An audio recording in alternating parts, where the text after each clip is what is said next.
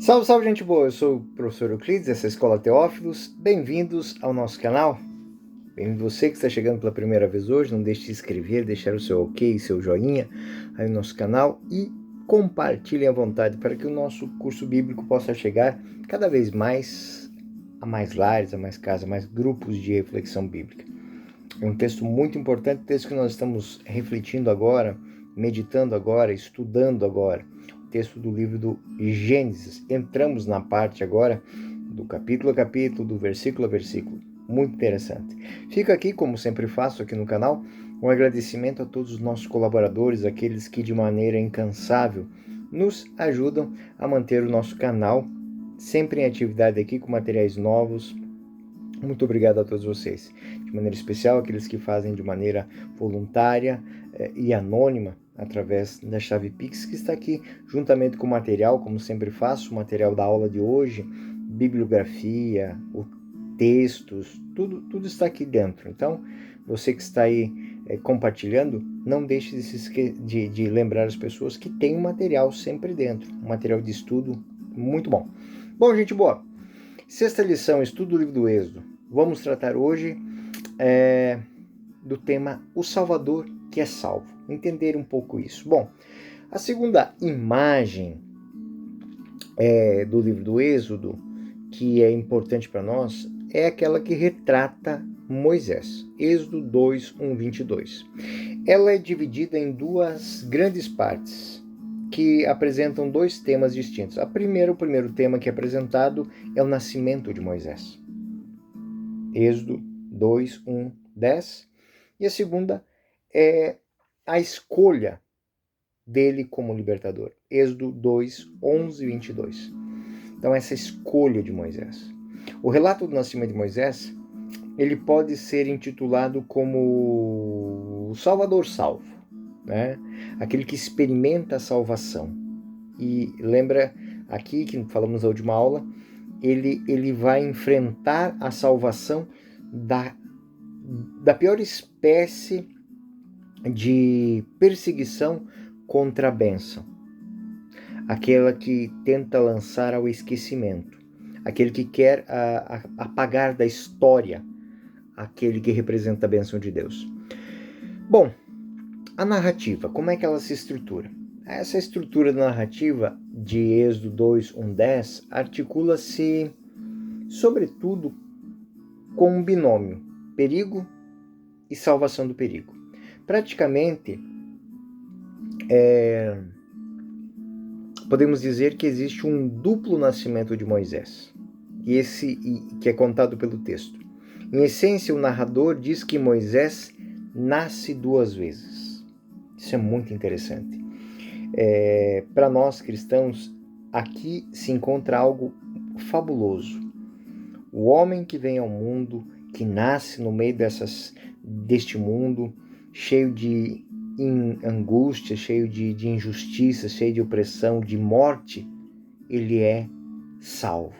Ele nasce uma segunda vez. Êxodo 2, 1, 2 vai falar disso. É uma prefiguração do batismo. Guardem bem isso. Êxodo 2, 1, 2 é uma prefiguração do batismo. Um homem da casa de Levi tinha tomado por mulher uma filha de Levi, que concebeu e deu à luz a um filho. Vendo que era formoso, escondeu durante 3 meses. O esquema narrativo usual para o nascimento também prevê a imposição de um nome. Mas, engraçado, o nosso texto está faltando isso. E chamou de. Não existe. O texto diz que ele nasceu, era formoso, mas não tem um nome. A omissão, ela tem um significado muito grande. A mãe deu à luz a um filho e não colocou seu nome para ele. Somente no final dessa passagem, o narrador vai completar esse ciclo. O padrão de nascimento, lembrando que a filha do faraó é ela quem pôs o nome. Êxodo 2:10.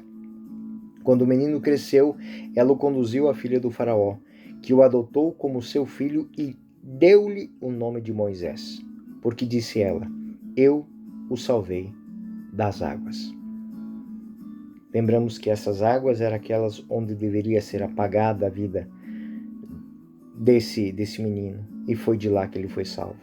O segundo nascimento que lhe permite tornar-se uma pessoa. Nasce pela primeira vez, mas não é ninguém. Está destinado à morte.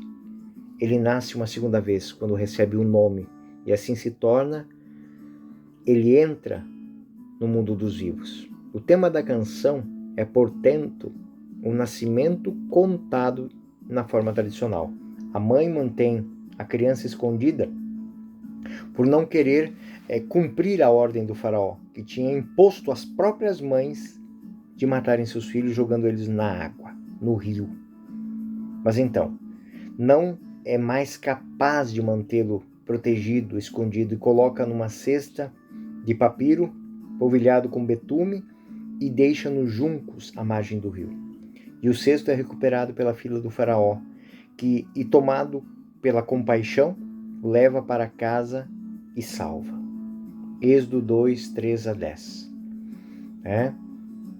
Esse texto ele é muito forte, porque é um esboço de um conto tradicional que toma um esquema muito abrangente, gera tipos, gera tipos bíblico, isto é um tipos literário, é um lugar comum, é um esquema narrativo a história de Moisés, alguém que tem que ser protegido. Se nós olharmos para Jesus, nós vamos perceber a mesma coisa. Eles tiveram que fugir para o Egito para se esconder da perseguição, para se esconder da morte. O modelo mais antigo, talvez influenciado por outros textos, é o relato que inspira esse texto, talvez, é o relato do nascimento de Sargão, grande fundador das dinastias acádicas, que viveu em 2670, muitos séculos antes de Moisés. Nas tábuas cuneiformes preservam-se esse relato, E o texto famoso ele começa assim: Sargão, rei forte, rei de Acádia, sou eu. Minha mãe era sacerdotisa, eu não conheci meu pai. O irmão de meu pai morava nas montanhas. Minha cidade era uma cidade pequena, que ficava na margem do Eufrates. Minha mãe, sacerdotisa, concebeu a mim. Secretamente me deu a luz, e não me colocou, então me colocou numa cesta de juncos e trancou a tampa com piche e betume. Ela me abandonou no rio e não me convocou. Ela removeu o rio e me levou para aqui, que tira da água. Aqui, tirando a água, me puxou para fora quando ele mergulhou seu balde. Puxou a água e tornei-me seu filho, e ele me criou. Aqui, desenhando a água, me fez o seu jardineiro. Quando eu era jardineiro, a deusa Estar me concedeu seu amor. E graças a esse encontro com a divindade é que Sargão, essa criança que tinha sido abandonada pelo pai, pela mãe, ela salva das águas. Então, ele se tornou um grande fundador. Ou seja, aquilo que era o fim para Sargão foi um recomeço, um novo nascimento. Ele, o filho da sacerdotisa e do estranho, agora se torna. E é engraçado, também no texto, essa sacerdotisa e este homem não tem, mas tanto as divindades que salvam Sargão, elas têm nome. Então, esse esquema é um esquema de narração muito usado pelos antigos. Nas histórias do historiador Heródoto, ele narra o nascimento de Sírio da mesma maneira. Ele também deve ser morto, foi abandonado numa lixeira, mas o ministro que era encarregado, ele o escondeu, Então a mesma história nós vamos encontrar com o Lívio sobre Rômulo e Remo, que foram abandonados no meio da mata e foram adotados por uma loba, O rei Amulho, que era o pai, mandou abandoná-los, E esses grandes exemplos que eu citei para vocês, assim, não é só para mostrar conhecimento não sobre a história universal, não. É para que a gente entenda que aquilo que o livro do Êxodo fez, e nós vimos isso, que são tipos. essa história, ela se repete. Ela se repete na vida das pessoas. Então, os autores, eles viveram em tempos diferentes, mas a história ela se repete. Então, esses grandes fundadores, esses grandes homens, eles tiveram um nascimento terrível, tiveram uma infância terrível e eles se tornaram grandes homens. A história de Moisés, ela também tem um grande valor como sinal. Faz parte das narrativas populares, ou seja, é uma maneira comum de se expressar, de contar a história. Olha de onde veio aquele homem, olha quem ele se tornou. Isso é dito do próprio Cristo. E pode vir alguma coisa boa de Nazaré? O Salvador, o grande, fala de Belém, e tu, Belém, a menor das cidades de Judá. O Salvador, o grande fundador, ele deve ser salvo antes que possa salvar alguém. Então, isso é muito interessante. Sargão, Rômulo e Remo, todos eles foram salvos. Moisés também. Cada um de nós tem que ser salvo, tem que ser acolhido. O próprio Cristo faz essa experiência. Ele é salvo do genocídio proposto por Herodes. Ele vai para o Egito, né?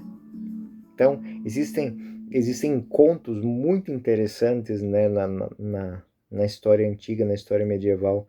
É o conto da aranha, né, que José e Maria e o menino estão fugindo, e os soldados estão perseguindo, e José e Maria se escondem numa pequena gruta. E uma aranha tece na porta da gruta uma teia. E os soldados, quando chegam com tochas, dizem, vê se não está aí dentro. Não, aqui não entrou ninguém, tem até teia de aranha na porta. Então, é muito interessante como essas histórias, ou seja, o Salvador precisa ser salvo. Moisés é salvo. E isso é um símbolo teológico. Desta forma, nós podemos encontrar nessa história a luz de toda a revelação bíblica. O simbolismo teológico é muito rico, ou seja, do pecado à graça. O narrador, no início da história, recorda em primeiro lugar que a família de onde provém é a família de um grande personagem, é a família de Levi. Estamos acostumados a pensar em Levi como a tribo do sacerdócio, mas no progresso da história da salvação, essa investidura de Levi ainda não tinha ocorrido. Então, o próprio Moisés que conferirá à sua tribo o ofício sacerdotal durante a caminhada do deserto. Então, não é uma estirpe conhecida. No relato do Gênesis, então, Levi parece apenas ela está ligada à tribo de Simeão, é uma pátria, é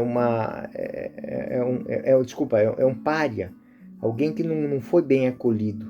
Uma vez Levi foi amaldiçoado por Jacó. Então, Moisés é de uma família que foi amaldiçoada pelo pai. Simeão e Levi são irmãos, suas espadas são instrumentos de violência. Simeão e Levi foram aqueles que passaram o fio de espada àqueles que violentaram sua irmã Dina.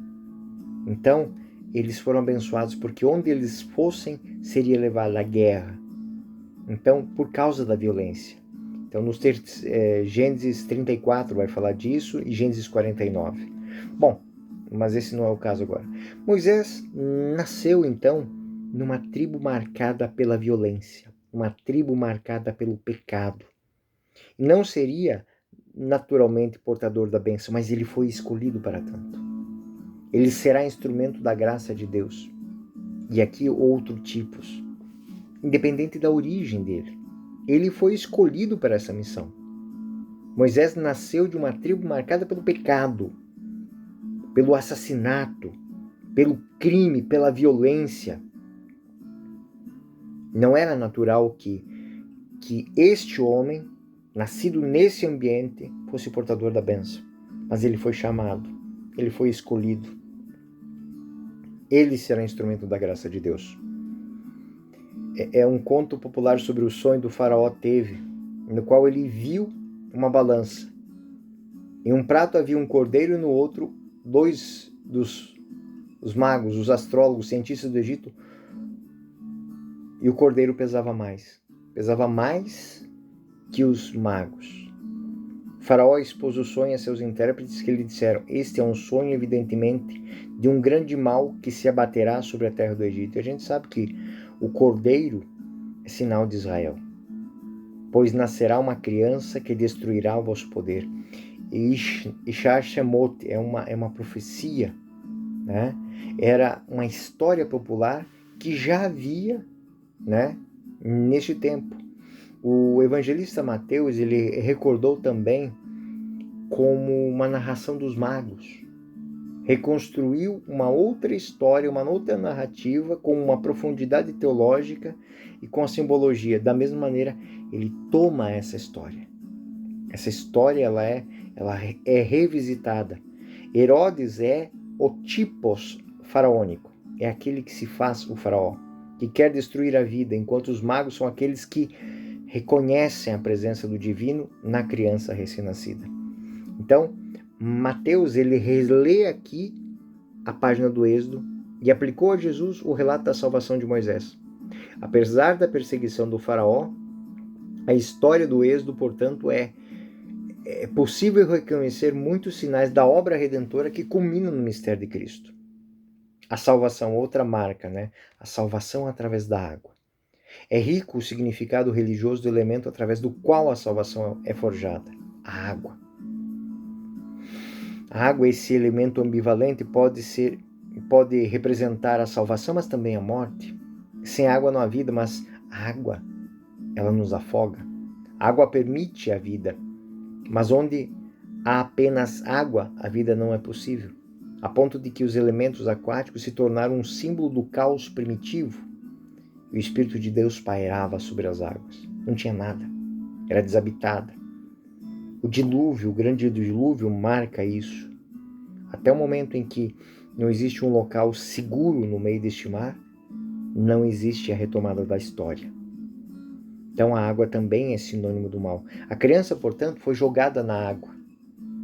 Na água as coisas se desfazem, se derretem, se aniquilam. E era essa a ideia do faraó. Ou seja, destruir a história, né? Isso é talvez uma visão muito interessante, né? Apagar da história a existência, né? A criança é jogada e ele entra na água em uma cesta. Em hebraico é indicada como Tebá, é o dilúvio, né? Aqui é lembrado, Tebá é a mesma palavra que é usada para arca, para local de proteção. Então, o autor hebreu usou intencionalmente a palavra técnica para arca. Ele, portanto, fala do arco de Moisés, da arca de Moisés. Existe a arca de Noé, que a gente tinha visto no livro do Gênesis, e agora nós temos a arca de Moisés. Ou seja, aquilo que dá morte, através da intervenção de Deus, torna-se caminho de vida. Mais um elemento que enriquece o simbolismo, essa cesta é polvilhada com betume, como a arca de Noé, que é colocada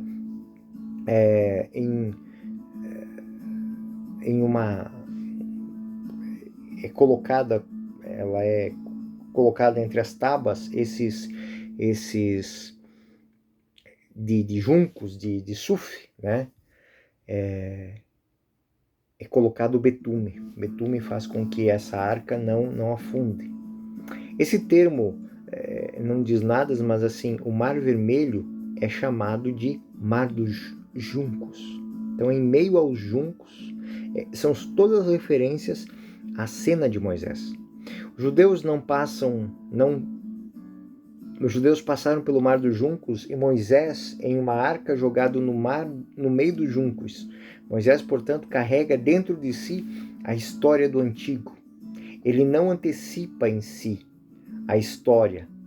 Ele é a história. Ele é o futuro Israel. Então, nessa história, o mistério do nascimento e do renascimento, ele se encontra, né? O primeiro nascimento de Moisés está destinado à morte nas águas, mas depois é da água que ele renasce. Tanto que esse é o nome que ele é jogado na água, sinal de morte, e ele é extraído da água, sinal de vida. Tanto que o nome dele vem da Moshe. Moshe é aquele que é tirado, mosh é extrair, é tirar, mosh ou seja, tirado das águas, extraído das águas. Então assim, Moisés, essa etimologia do nome é uma acomodação que foi feita pelos judeus, né? Então, Moisés em egípcio significa simplesmente sou filho, conhecido, né? E um dos termos, né? A Moshe, Tut Moshes, Hamshes, Hamoshes, isso é filho de. Então, Moisés é filho das águas. Então, essa explicação de um jogo de palavras, ela foi muito, digamos assim, explorada, né? A verdadeira explicação do nome, ela é explícita no versículo 10 do capítulo 2. Quando o menino cresceu, ela conduziu o filho do faraó, Moisés, e adotou como seu filho e deu-lhe o nome de Moisés, porque ela disse, eu o salvei das águas. Duas mães de Moisés, isso é outra coisa muito interessante. O filho do faraó leva a criança com ela, mas a mãe o amamenta. Essa dupla relação, Moisés é marcado por essa dualidade. Ele é reconhecido juridicamente como a filha do egípcio, mas ela é tratada, ele é cuidado, ele é acariciado pela sua própria mãe hebraica. São Gregório de Nissa, falando da vida de Moisés, eu já até falei sobre esse texto, uma obra muito bonita, A Vida de Moisés, por Gregório de Nissa. Já li grande parte dele em traduções em italiano, mas em português, infelizmente, ainda não temos.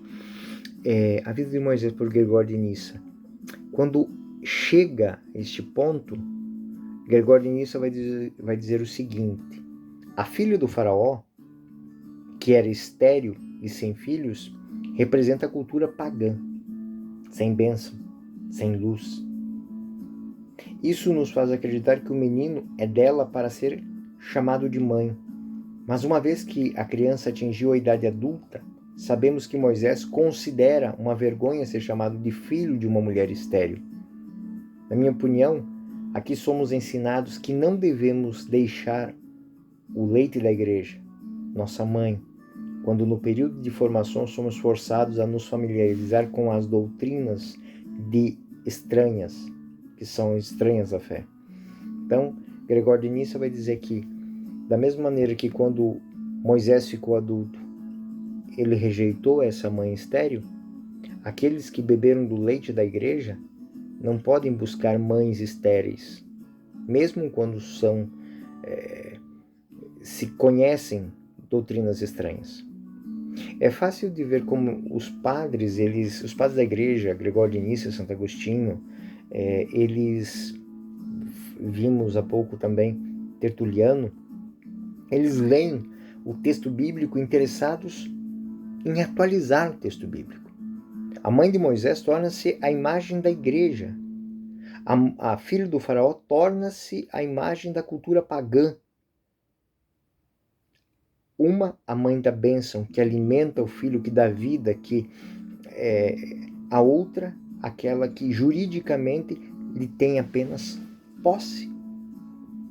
É possível dizer que estudar, ler os antigos filósofos pagãos, Gregório de Nissa está dizendo, se vocês leem os pagãos, se vocês leem as obras deles, vocês não têm que concordar com elas. É apenas conhecimento. É algo muito interessante para os nossos dias, né? Onde a gente tem tanto conhecimento, mas esse conhecimento da vida, esse conhecimento nos alimenta? Esse conhecimento faz parte da tua história? Faz parte da história dos teus antepassados? Fazes parte da história da sua família? Essa é uma grande pergunta que tem que se fazer. Eu posso conhecer a história dos outros, mas é dos outros, não é a minha história. É um exemplo dessa leitura tipológica que, atualizada, faz com que os exegetas cristãos eles conduzam e entendam o texto bíblico de uma maneira atualizada, não algo perdido no tempo e no espaço. Os Atos dos Apóstolos, no capítulo 7, Estevão faz um longo discurso contra os líderes do Sinédrio e ele lembra dessa história bíblica, é uma síntese da história da salvação, para chegar ao ponto que lhe interessa, isto é, a vinda do Messias. E nesse ensaio sobre a teologia da história, ele também fala de Moisés e acrescenta alguns detalhes do texto bíblico, né? Atos, capítulo 7, versículos 23 e 30. Quando completou 40 anos, veio-lhe à mente visitar seus irmãos, os filhos de Israel. Passados 40 anos, apareceu-lhe no deserto do monte Sinai um anjo, que o chamava da sarça ardente. O esboço oferecido aqui pelo discurso de Estevão apresenta a vida de Moisés dividida em 3 grandes períodos de 40 anos. De acordo com a tradição bíblica, de fato, Moisés viveu 120 anos. Moisés tinha 120 anos no momento de sua morte. 3 vezes 4, 12. Do 0 aos 40, ele viveu uma vida. Dos 40 aos 80, uma segunda vida. E da terceira, dos 80 aos 120, outra vida. Iniciou a atividade do êxodo com 80 anos de idade. Você imagina o que é isso?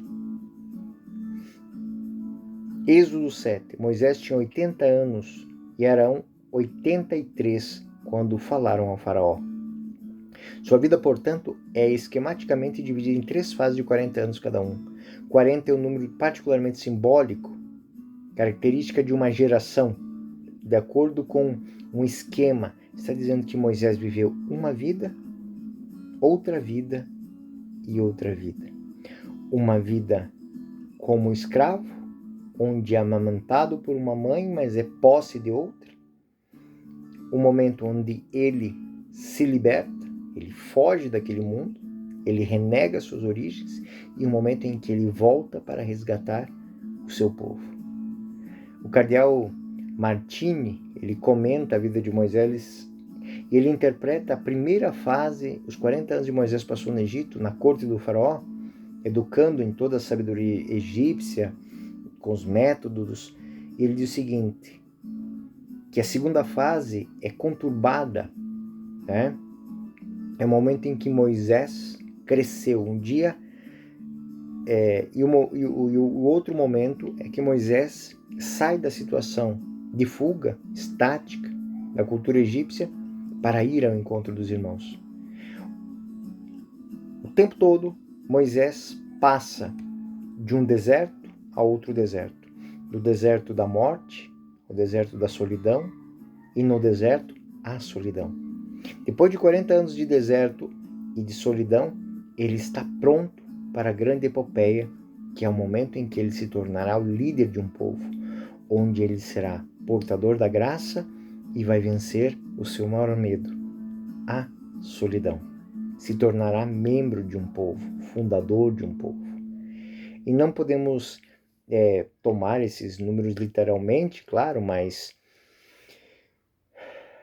como se eles realmente indicassem anos, mas sim pelo valor simbólico.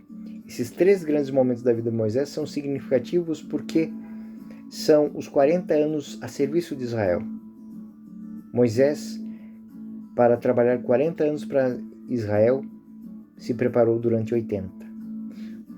40 anos estudou, 40 anos meditou e, por fim, 40 anos lutou para libertar o seu povo. Essa é a grande lógica deste final do capítulo 2. Bom, gente boa, este é o tema. Na próxima aula, nós vamos tratar sobre as escolhas de Moisés. Nós vamos retomar esses 3 temas, vamos entender o primeiro ciclo, o segundo ciclo e o terceiro ciclo. Eu sou o professor Euclides, essa é a Escola Teófilos. Bem-vindos ao nosso canal. Até o próximo vídeo. Fiquem com Deus.